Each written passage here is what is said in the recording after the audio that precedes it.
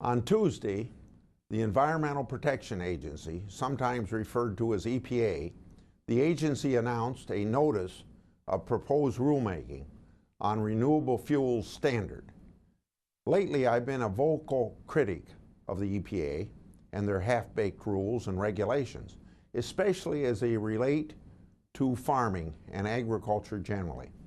It seemed to be business as usual on Tuesday when the EPA released some scientifically questionable assumptions about land use and biofuels. For example, one of the non-scientific assumptions blames the U.S. biofuels industry for the tillage or development of land all around the globe.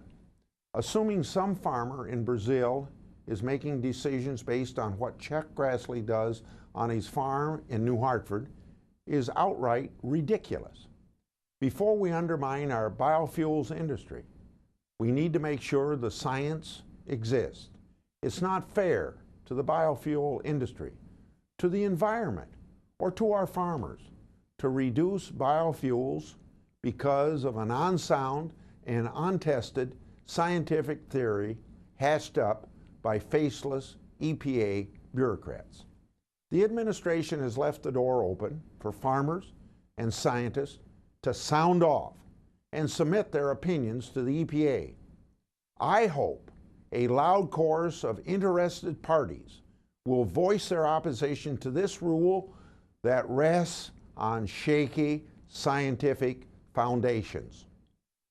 On Wednesday, I had an opportunity to voice some of my concerns about EPA rulings to the President Obama during a lunch at the White House. I did raise my objection to the indirect land use ruling, but also use my time to mention other EPA decisions that could have a harmful effect on our agriculture. I brought up the proposed cow tax, where EPA hopes to tax each head of cattle because these animals naturally produce methane gas.